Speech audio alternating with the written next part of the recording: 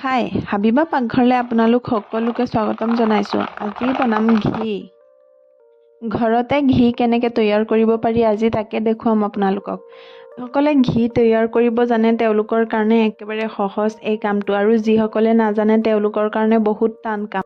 আপোনালোকে যদি ঘিটো এবাৰ তৈয়াৰ কৰাৰ প্ৰচেছটো জানি লয় তেতিয়া একেবাৰে সহজ এই কামটো। আৰু বজাৰত কিনিব পৰা ঘিতকৈ আমি ঘৰতে ঘি তৈয়াৰ কৰি খাব পাৰিলে আমাৰ স্বাস্থ্যৰ কাৰণে খুবেই ভাল। ঘি বনাবৰ কাৰণে গাখীৰ উতল অহাৰ পিছতে যেতিয়া ডাঠ এটা পৰত বহে সেই পৰতটো অলপ অলপকৈ উঠাই ফ্ৰিজত জমা কৰি থৈছিলোঁ। এতিয়া সেইখিনি উলিয়াই ল'ম। এতিয়া এটা মিক্সি জাৰ লৈ ল'ম আৰু মিক্সি জাৰটোত গোটেই মালাইখিনি লৈ ল'ম আৰু লগতে লৈ ল'ম 5ৰ পৰা 6 টুকুৰা আইচ। এতিয়া মালাই আইচ দুয়োখিনি একেলগে গ্ৰাইণ্ড কৰি ল'ম।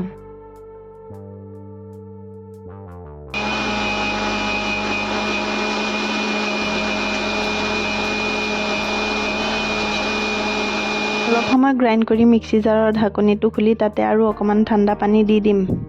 ঠাণ্ডা পানীখিনি দি ঢাকনিটো লগাই 2 মিনিট সময় আকৌ গ্ৰাইণ্ড কৰি ল'ম।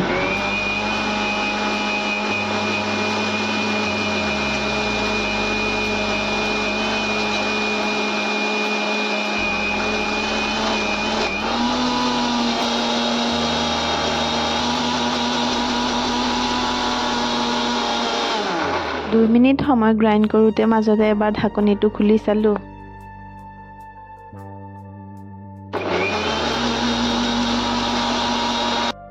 এতিয়া এটা বাতি লৈ ল'ম আৰু বাতিটোত আইচৰ টুকুৰা কেইটামান ওলাই ল'ম। এতিয়া সেই বাতিটোতে আগতে মিক্সি জাৰত গ্ৰাইণ্ড কৰি লোৱা মালাইখিনি দি দিম। হাতেৰে এই মালাইৰ সৈতে বৰফৰ টুকুৰাখিনিকে একেলগে লৰাই থাকিম আৰু তেতিয়ালৈকে লৰাই থাকিম যেতিয়ালৈকে ইয়াৰ পৰা মাখনখিনি নোলায়। প্ৰথমে মাখনখিনি অলপ অলপ দানা দানা হৈ থাকিব আৰু এই মাখনখিনিকে ঠাণ্ডা পানীৰে 2ৰ পৰা 3 বাৰ ধুলে ৰিয়েল মাখনখিনি ওলাই আহিব। মালাইৰ সৈতে লৈ লোৱা আইচৰ টুকুৰাখিনি গলি গৈ যেতিয়া পানী হৈ যাব তেতিয়া এই পানীখিনি আঁতৰাই বেলেগ ঠাণ্ডা পানী লৈ ল'ম আৰু সেই ঠাণ্ডা পানীতে এই মালাইখিনি আৰু ভালকৈ ধুই ল'ম, তেতিয়াই এই মাখনখিনি ওলাই আহিব।